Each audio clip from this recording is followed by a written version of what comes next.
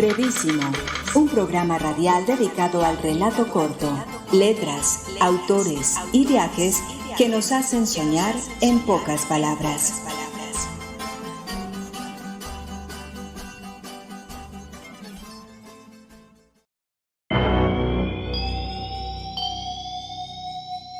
Picasso, de Pablo Montoya.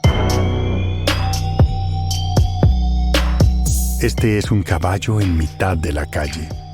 Vientre explotado, moscas, gallinazos, patas como X, ojos desmesurados, dientes que ríen o lloran. Un carro, tal vez, lo atropelló o fue tiroteado por un jinete que no soportó el sufrimiento del animal. Caballo muerto bajo el cielo de Medellín. Los camiones, las motos, los ciclistas, los buses lo sortean con asco al amanecer, o con alivio porque es un caballo y no un hombre. Alguien quizás piensa en los otros, en el de madera que escondió un heroísmo o una treta vil, en el célebre montado por reyes y emperadores, en los furiosos guiados por llaneros desnudos. Pero todos los caballos están despedazados. Sobre ellos galopan los bombardeos, los fusilamientos, los cadáveres de innumerables niños. Las banderas, los escudos, los himnos a hitos de muerte. Pero, ¿y este caballo despatarrado en una calle de Medellín?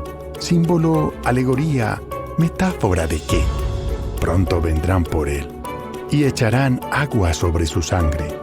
Y algo humano habrá en esa mancha aferrada al asfalto, como una llaga, como una garra. Guernica.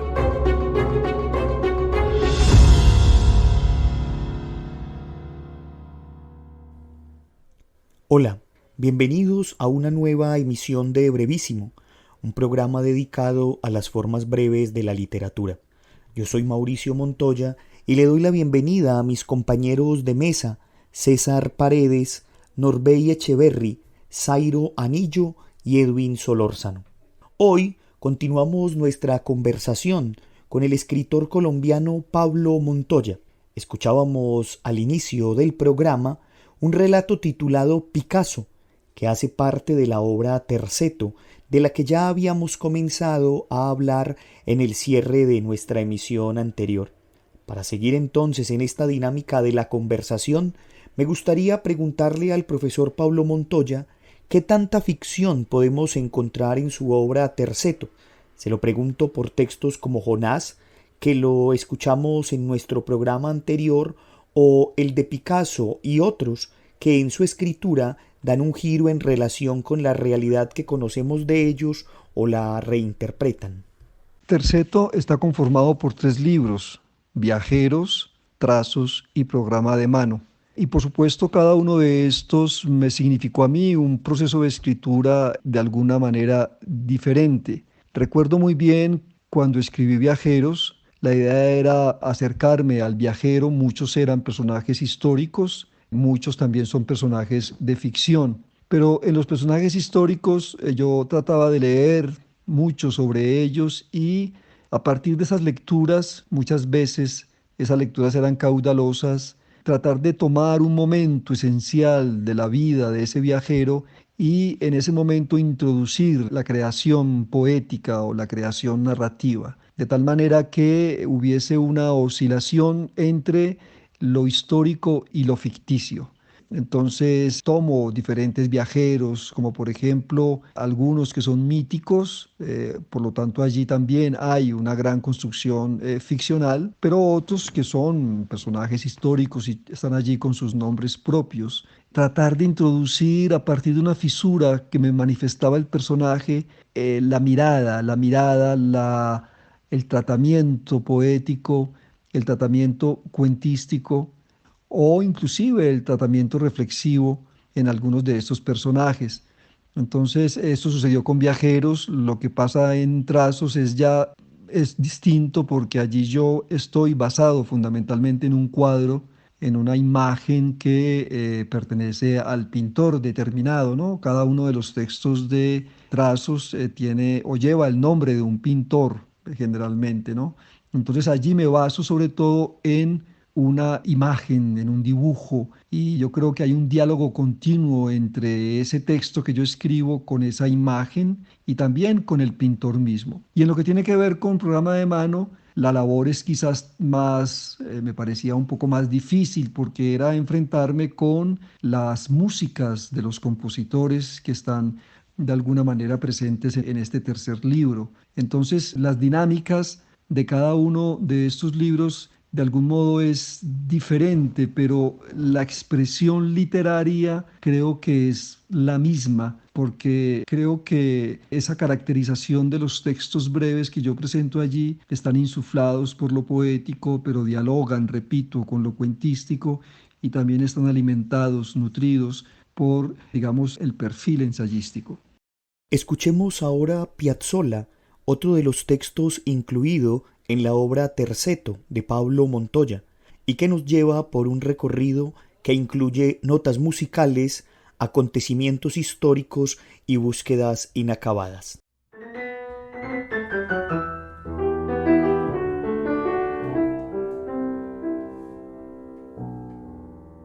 Piazzolla,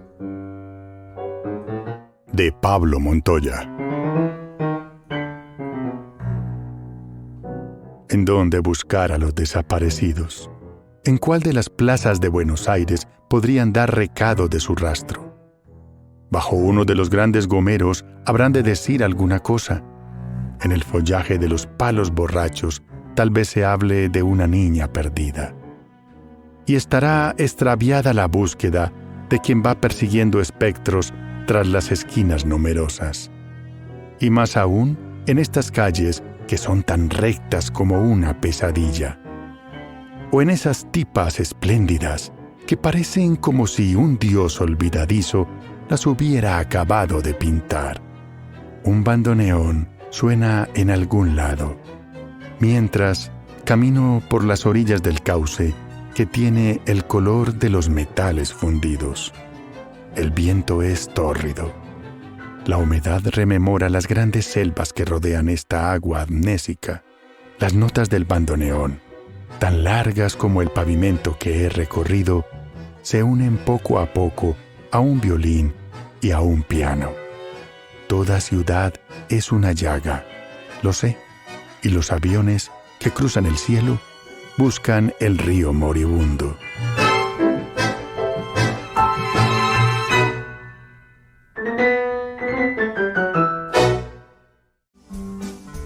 Usted está escuchando Brevísimo, un programa para gente de pocas palabras.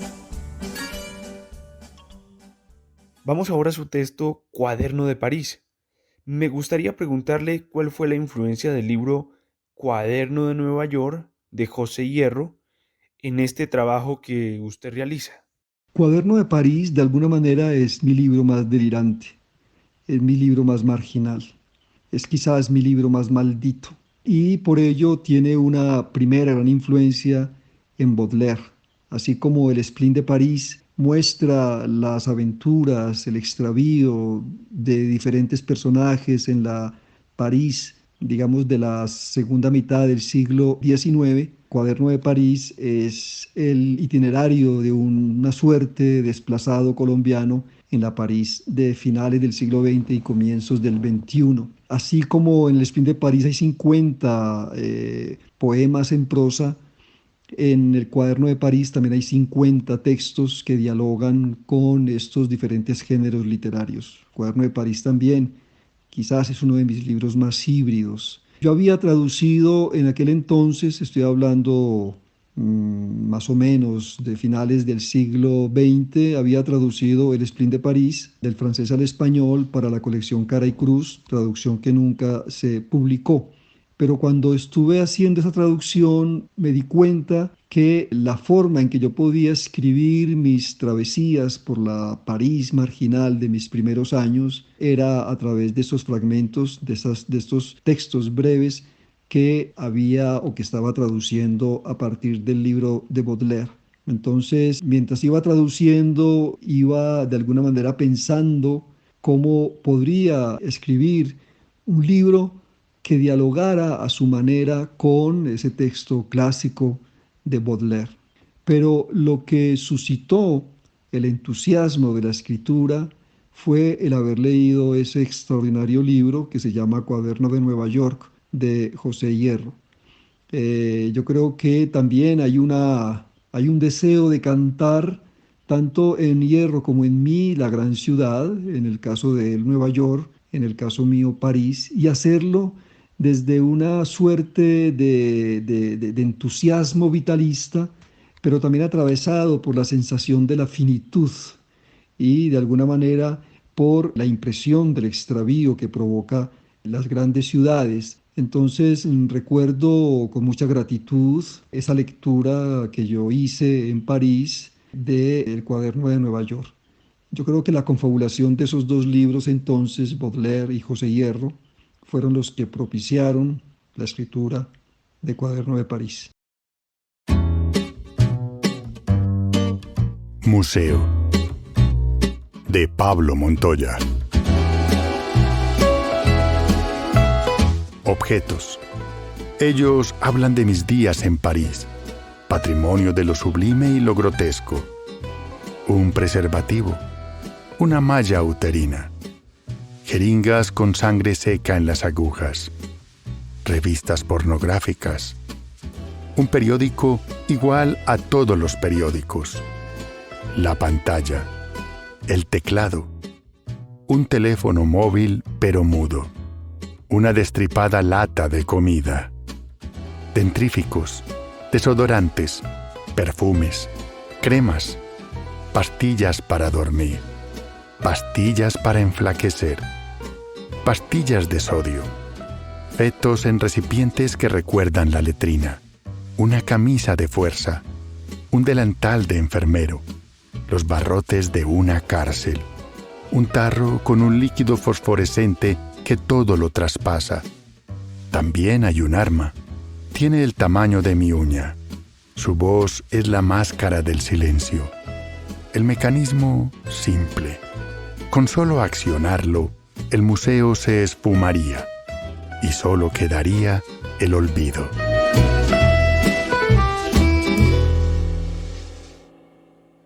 En Cuaderno de París uno encuentra personajes históricos, lugares emblemáticos, objetos, trenes y hasta emociones.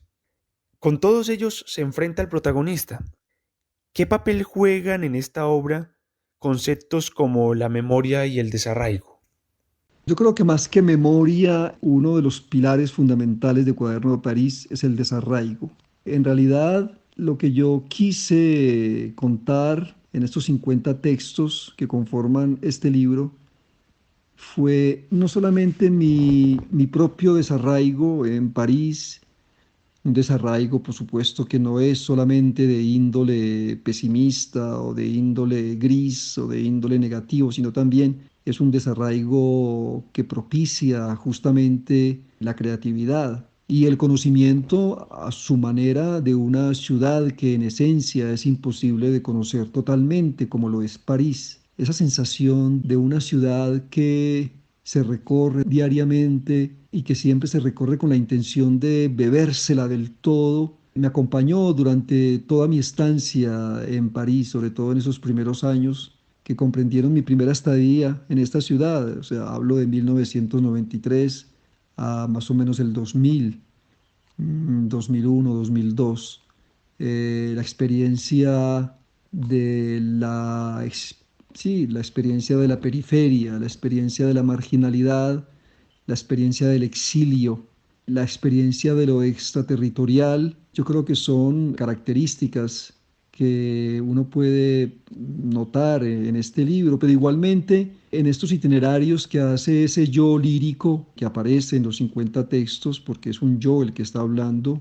También hay una relación con la historia de la ciudad, con los pintores, con los músicos, con los grandes momentos trágicos que París le suscita a este personaje, ¿no? Entonces me parecía que era importante que hubiese una especie de cartografía urbana de una ciudad que es de todos y es de nadie, pero que en Cuaderno de París finalmente lo que prima es la mirada de un sudamericano, de un colombiano en particular. Por eso hay un continuo ir y venir entre Colombia y París, o entre las ciudades, digamos, como Tunja, Medellín, Bogotá y la capital de Francia. Y hay un rechazo rotundo por ciertas expresiones de la ciudad, y al mismo tiempo hay un deseo de abrazar esos secretos, esas dimensiones maravillosas que París le suscita a este personaje. Entonces lo que se trataba era más o menos cómo demostrar un universo desgarrado,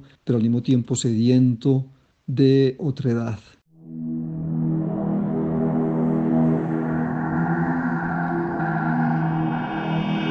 Plaza de la Bastilla, de Pablo Montoya.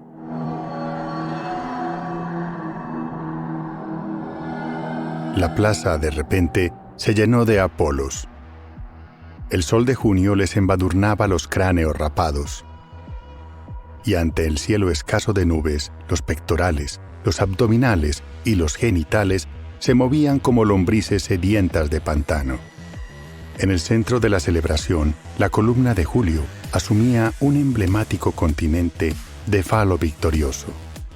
Banderas con los colores del arco iris se extendían con tanta amplitud que París era un mecimiento continuo de astas furibundas. De todas partes arribaban los dioses milenarios. Ajenos a sus misiones belicosas, dejaban a un lado su séquito de horror, miedo y discordia, y venían a entregarse por unas horas a la danza. Fácil era distinguir entre la multitud a Aquiles y a Patroclo. De cascos y yelmos aligerados, saltaban con sus torsos desnudos cuando la música tecno alcanzaba el éxtasis. La música marcaba así el rumbo en la parada, como antes lo había hecho en las fragorosas conflagraciones. Tronaba repetitiva, similar a un grito revolucionario, diluido, sin embargo, en un «ah» masculino más propio de peluquerías y gimnasios que de barricadas y cuarteles. Era un temblor de bajo, percusión y voces plutónicas que taladraba el corazón de la hipófisis. Gritaba miniminalmente la vigencia irrebatible de Narciso entre nosotros. Y él hacía gestos de deseo frente a su imagen. El pudor por fin fue expulsado. Hecho astillas el temor. Se lamía el cuello con lengua escupitosa. Se besaba largamente, mientras su pelvis descubierta se restregaba a su buscada superficie. Y surgía un rey negro ataviado de glandes, y la esbelta mulata en cuyos labios ondeaba el rictus del mercenario. Un hombre cromañón dejaba ver su secreto hermafrodita como una estrambótica verdad. Y en otros, el antiguo hombre moral era una caricatura, y su mujer una ilusión grotesca. En un momento miré hacia arriba. El ángel de la Bastilla se elevó por los aires con una hermosa sonrisa dorada en los labios. Revoloteó feliz entre los brazos levantados. Luego fue cayendo con suavidad en uno de los tumultos, y en sus plumas alborotadas había un no sé qué de Ícaro rescatado. En medio de la música quise mirar a Narciso. Le toqué el hombro y él giró. Era tan bello como un Adriano saqueado de filosofía. Su mirada me traspasó sin tocarme. ¿Tanta era mi transparencia acaso? ¿Tan grande el reflejo de su propia imagen en sus ojos que los míos no cabían? El canal del Arsenal estaba más allá. Me alejé progresivamente. La parada fue deshaciéndose, hasta que su eco pareció un leve zumbido de abejorro. Me asomé por fin a las aguas y procuré, una vez más, mi arduo reconocimiento.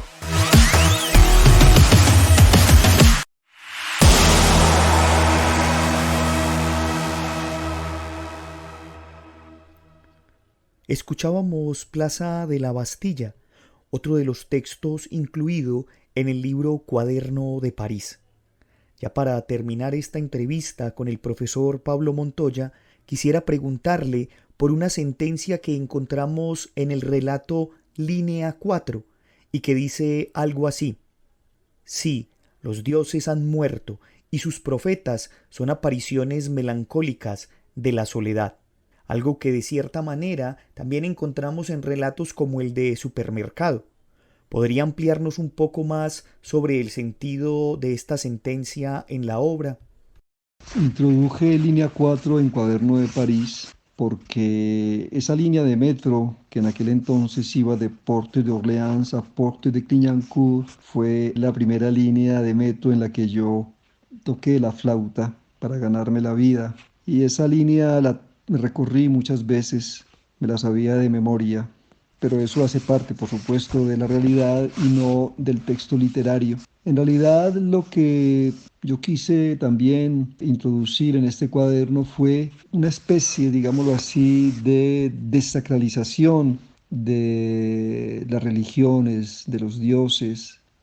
En realidad, este personaje que transita es, no sé si es un ateo, pero sí es un hombre sin Dios o alejado de Dios o separado de eso que podríamos llamar la divinidad. Pero en una ciudad como París e incluso en estos ámbitos subterráneos del metro hay apariciones de la divinidad y eso es a lo que yo de algún modo quería referirme. Supe que en toda iluminación artificial se vislumbran los rasgos de algún dios, pero yo sentía lejanos a los dioses, casi muertos, como si fueran desaparecidos. El de Galilea, por ejemplo, estaba con su túnica deshilachada, la mirada imperturbable en el cruce de las correspondencias de Estrasbourg-Saint-Denis.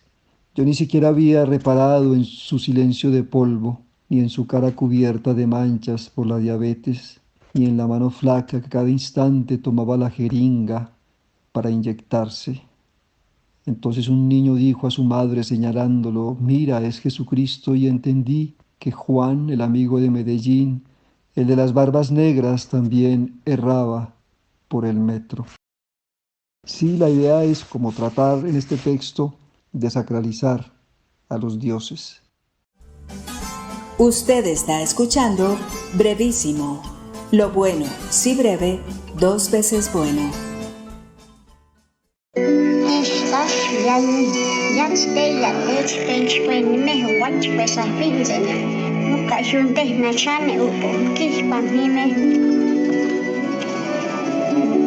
Nasawesha sena yu atseta na wechka hiyo dechen kende na chame ukutijiste wechruti ya chmeina pite penchwene pakinsha na hime jite wechichnak chakwenyo wachwenyo nowe yu chpehet wachwenyo ya me na piuna kubucha kanteso chakwenyo chavite ente uhana sena yu mwet chakwenyo icha enyi satengu nekwe Buchakan, Yahweh Walakan,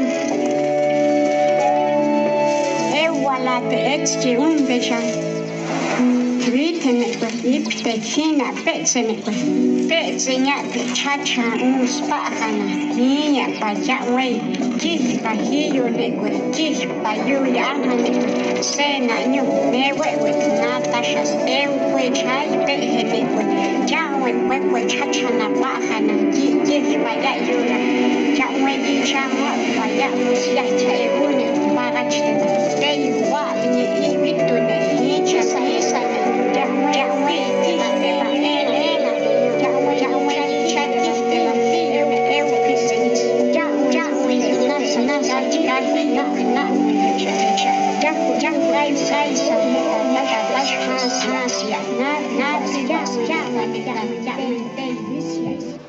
Eustache Vianney, el origen de la coca.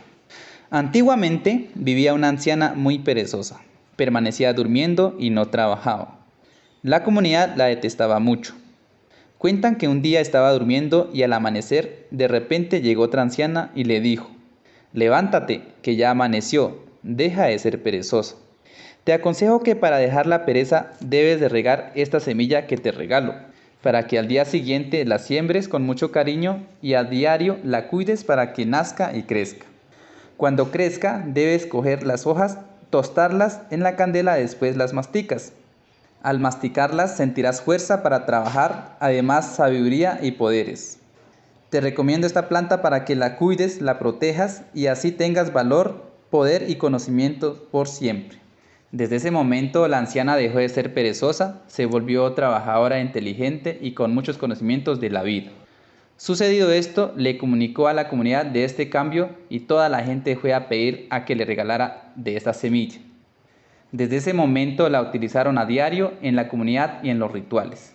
Por eso hoy en día seguimos utilizando la coca y la cuidamos por ser un valor que nos regala la madre naturaleza. Escuchábamos un relato titulado El origen de la coca, un texto que hace parte de la cosmovisión del pueblo Nassau Paez y que fue recitado aquí en lengua nasayúe por Marlene Fernández y su traducción en español por Carlos Eduardo Ruda. Ellos hacen parte del proyecto El Hilo del Nasayúe, del plan de vida del proyecto NASA de Toribío, Cauca, que, en coordinación con el CECIDIC, busca el fortalecimiento de la lengua propia. Recuerden que ustedes también pueden enviarnos sus textos de máximo 1 minuto de duración en audio o de 200 palabras como máximo en caso de que prefieran enviarlo escrito, los cuales podrán ser leídos en nuestros próximos programas. Pueden escribirnos a nuestro correo brevísimo2020@gmail.com y visitarnos en nuestras plataformas de YouTube, iVoox y Facebook, Brevísimo 2020. Con esto entonces terminamos nuestro programa del día de hoy. Agradezco a quienes me acompañaron en la mesa, especialmente al profesor Pablo Montoya por todos sus aportes y por su generosidad para con nuestro programa. Un agradecimiento a Edwin Solórzano, quien desde el estudio de voces Alas, Volamos tu Imaginación, nos aportó con una serie de audios ambientados. Pueden escuchar los trabajos de Edwin en el podcast Al Aire, Crónicas, Cuentos y Relatos. Agradecemos también a la Universidad Nacional por este espacio que nos brinda, a Jorge Benjumea en el máster y a ustedes los esperamos para una nueva emisión de Brevísimo en la que nos acercaremos a las revistas literarias dedicadas a la brevedad. Hasta pronto. Brevísimo, un programa radial dedicado al relato corto, letras, autores y viajes que nos hacen soñar en pocas palabras.